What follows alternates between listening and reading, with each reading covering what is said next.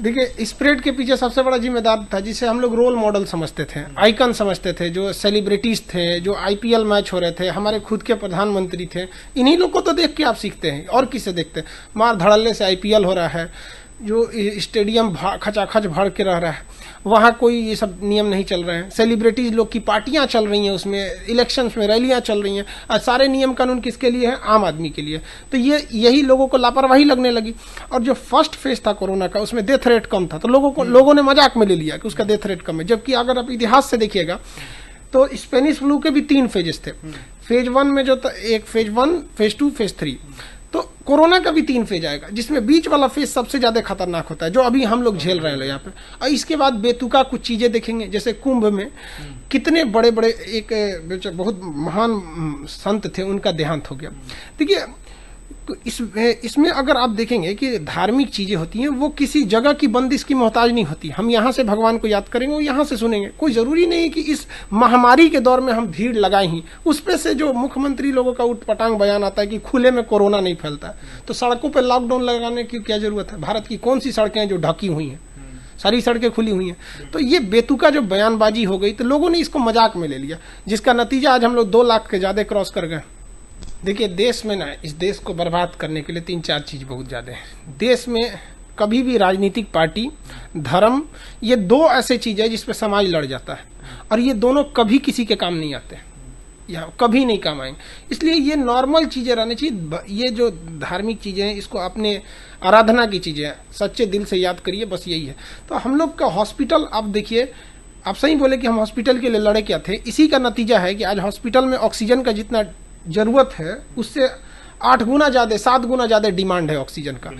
अब वो ऑक्सीजन कहाँ से आएगा? किसी को इसका कोई पता ही नहीं चल रहा है। आज मरीज जो आप कह रहे हैं डेथ रेट ज्यादा है, वो डेथ रेट हमारी लापरवाही की वजह से ज्यादा है कि ऑक्सीजन ही नहीं है। तो जो मरीज को आप बचा सकते थे, उन्हें तो ऑक्सीजन की वजह से मर गए बेचारे, एम्बुलेंस में मरे हुए हैं वो लोग। तो इसके लिए हम जिम्मेदार हैं। हम लोग हॉस्पिटल पे उतना वर्क ही नहीं किया। हमारे पास स्ट्रेटजी भी तो नहीं है, हम दूसरे को देख देख के करते हैं। हम लोग के लोगों को लगता है कि नहीं, इंडिया की स्ट्रेटजी है। ब्रिटेन ने किस तरह से किया? हम लोग ने लॉकडाउन लगा, पूरे इंडिया में लॉकडाउन लगा दिया। ये कोई मतलब थोड़ी बनता है। ब्रिटेन ने कैसे काबू किया? उसने क्या किया कि अपने एरिया में उसने पहचान किया, जहां 10-12 मरीज मिल रहे हैं एरिया को, उसे कंटोनमेंट जो घोषित करके वहां पर 100% लॉकडाउन कर दे रहा है। पूरे सिटी को प्रॉब्लम नहीं हो रहा है, बस वो एरिया कंटोनमेंट जोन में वहां कर दे रहा है। अब यहाँ पे आप देखिए, हम लोग गरीबी, हम लोग कोई बहुत अमीर देश में नहीं आते हैं। कोरोना में मिडिल क्लास की तो कोई पूछ ही नहीं रहा है। गरीब को तो लोग दिखा भी रहे हैं, मिडिल क्लास को तो मीडिया भी नहीं पूछ रहा है। वो बेचारा इतना पीस रहा है कि अपनी घाटे की भरपाई करने में उसे 10 साल लगेंगे। तो हम लोग के पास कोई एक बहुत बड़ा प्लान नहीं है। और इसके पीछे एक और रीजन है कि हम लोग इसके लिए तैयार भी नहीं थे। अचानक से हुआ ये, किसी को ये भी आइडिया नहीं था कि सेकंड फेज इतना तेजी से बढ़ेगा ना। कि देखिए, अभी जो पहले जो कोरोना था 2020 वाला, वो इतना कम क्यों फैला था? उसके पास जो कोरोना था केवल प्राइमरी कोरोना था। कोरोना में भी 4 कोरोना। प्राइमरी कोरोना जो चाइना से आया था, उसके बाद जो कोरोना आया न्यू स्ट्रेन। अब ये न्यू स्ट्रेन 3 टाइप का, एक ब्राजील वाला है, एक साउथ अफ्रीका वाला, एक ब्रिटेन वाला है। ये जान बहुत तेजी से ले रहे हैं, अब फैल रहे हैं, उसके प्रतिशत 30% ज्यादा तेजी से फैल रहा है। तो दूसरा हो गया। एक है पोस्ट वैक्सीन कोरोना, कि जिन्हें वैक्सीन लग गई है उन्हें भी कोरोना हो रहा है, बट वो मर नहीं रहे। एक है री इन्फेक्टेड कोरोना, जिन्हें कोरोना हो गया था और फिर से 2-3 महीने बाद हो गया, वो भी नहीं मर रहे हैं। तो ये 3-4 टाइप का, और सब में अलग अलग प्रिकॉशन लेना है। लेकिन दिक्कत क्या है पता है? सब जाके एडमिट हो जा रहे हैं। ये स्पेशलाइज नहीं हो पा रहा। जैसे जिनको पोस्ट वैक्सीन कोरोना है, उनका डेथ की संभावना ना बराबर है। री इन्फेक्टेड है, उनके लिए डेथ की संभावना ना बराबर है। प्राइमरी कोरोना है, उसमें भी डेथ उतना खतरनाक नहीं है। लेकिन ये जो न्यू स्ट्रेन आया, ये ज्यादा खतरनाक है। तो एक यही पता नहीं चल पा रहा है हमको क्या है कि जैसे अलग अलग लोगों को मारने के लिए अलग अलग हथियार की जरूरत है ना। जो न्यू स्ट्रेन है, उसके लिए वेंटिलेटर को हमें स्टोर करके रखना है। तो इतना तेजी से ये हो गया कि स्ट्रेटजी बनाने का भी टाइम नहीं मिला। एक आदमी अगर न्यू स्ट्रेन लेके आया दिल्ली में, तो फैलाने के लिए एक मोहल्ला के लिए काफी है वहाँ पे। तो ये चेन नहीं समझ में आ पा रहा है। और सबसे बड़ा एक और चीज देखिएगा ना, आप लोगों को भी देखिए, गवर्नमेंट को भी देखिए, कोरोना से लड़ने के लिए अब वो जुनून ही नहीं रहा लोगों में। पहले हमें याद है कि अप्रैल मई की बात बता रहे हैं, लोग 4 किलोमीटर पैदल चले जाते थे कभी, लेकिन किसी ऑटो में नहीं बैठते थे अगर लोग उसमें बैठा हुआ है तो, डर के मारे। लेकिन आज कोई डर नहीं है कोरोना का। मतलब लापरवाही भी बड़ा कारण हो सकते हैं। यही तो सबसे बड़ा कारण हो गया, लापरवाही।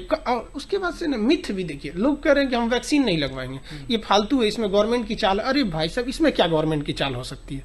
मतलब खुद सोचिए कि ये कितनी अजीब मानसिकता के लोग हैं, करें गवर्नमेंट की चाल है। भाई वैक्सीन आप लगवाइए, जिनको लगता है कि वैक्सीन मतलब कोरोना कुछ नहीं है, हम तो कहते हैं गवर्नमेंट क्या करना चाहिए, ऐसे लोगों को घसीट के लाइए कोरोना वार्ड में डाल दीजिए, उसके बाद समझ में आ जाएगा कि कोरोना क्या चीज़ है। कभी मरते देखिए कोरोना के मरीज को, फिर समझ में आएगा। यहाँ पे ऐसे लोग तो और खतरनाक है, वो भी एक तरह का कोरोना है, सॉफ्ट कोरोना है। देखिए वैक्सीन जो है ना बहुत कारगर साबित हुई है, और ये 45 साल के एज के लोगों को लग चुकी है। अब अगर अभी हालिया डाटा देखिएगा ना, तो वैक्सीन अभी कोरोना किससे अटैक कर रहा है। देखिए जो 20 साल से कम के एज के हैं, उनके अंदर एंटीबॉडी खुद ही इतना ज़्यादा है कि उनको लिए वो खुद ही वैक्सीन है अपने आप में, तो उनको हो नहीं रहा है। 45 के ऊपर वालों को आपने वैक्सीनेशन कर दिया। अब पकड़ किसको रहा है, 20 से 40 वालों को, जो जिसमें हमारा मेन इंडिया का मेन पावर है। तो अभी सबसे ज़्यादा इफेक्टेड यही हो रहे हैं वैक्सीनेशन को। अब वैक्सीनेशन प्रोग्राम इतना तेज करना चाहिए गवर्नमेंट को, तो हम लोग विदेश को बांट रहे हैं। बिल्कुल। देखिए हम ये नहीं कह रहे हैं कि मत दीजिए, लेकिन अपना हाथ जलाकर दूसरे को बचाना ये समझदारी नहीं होती है। एक और चीज, इसमें प्राइवेट कंपनियों को भी आगे लाना चाहिए वो वैक्सीन के लिए। जैसे मेरे पास है, हम अपने विद्यार्थियों को सक्षम है वैक्सीन लगवाने के लिए। अगर गवर्नमेंट हमें कह दे कि खान सर आप हमें इतना पैसा दीजिए, हम आपको इतने वैक्सीन दे देंगे, तो हमारी जितनी औकात है हम उतनी वैक्सीन खरीद लेंगे। कम से कम अपने स्टूडेंट को तो लगवाएंगे ना, जो हमारे जान पहचान में, वहां तक तो करा सकते हैं। ऐसे बहुत से लोग, ऐसा नहीं, आप भी कम से कम अपने सर्किल में 100-150 लोग को आप खुद अपने पैसे से लगवा सकते हैं। तो हम हर चीज गवर्नमेंट में नहीं फेंक सकते। अब रही बात, अगर आप गवर्नमेंट कहेगी नहीं हम फिर से पीएम केयर फंड बनाने वाले हैं, तो भैया अब कोई नहीं देने वाला है, पता ही नहीं चला उसका कहाँ गया, कौन सा हिसाब। तो इसमें वैक्सीनेशन को कितना तेज कर सकते हैं, ये टोटल इसी पर डिपेंड करता है और कुछ नहीं। अब जितना तेज से वैक्सीनेशन करना है उतनी तेजी से कीजिए। शिक्षण संस्थानों को इतना लॉस हुआ है जिसका कोई हद नहीं। टीचर सुसाइड करने पे जा रहा है। देखिए जो ऑनलाइन थे उनके लिए तो दिक्कत नहीं है, बट बताइए जो होम ट्यूशन पढ़ाते थे, जो स्कूलों में पढ़ाते थे, उनका तो हाल लेने वाला कोई है नहीं। और टीचर को एक मर्यादा है, वो बेचारा रो भी नहीं सकता है सबके सामने। भागलपुर में, झारखंड में कई टीचर ने सुसाइड कर लिया यहाँ पे। तो इन लोग के बारे में तो कोई सोच ही नहीं रहा है। गलत बात है ये सब चीज़ें वहाँ पर। जबकि शिक्षा, देखिए होता क्या है कि बारात में अगर आप 10 आदमी को खाना लगा, पूरे लाइन लगा दिए हैं यहाँ पे, आप किसी को खाना मत दीजिए, कोई नहीं बोलेगा। लेकिन 10 आदमी को बैठा के एक को खाना दे दीजिए तो बाकी 9 वाला चिल्लाने लगेगा। यही हो रहा है यहाँ पर। सब चीज़ बंद है लेकिन इलेक्शन खुला है तो बाकी लोग तो चिल्लाएंगे ही ना। ये हो रहा है भारत में।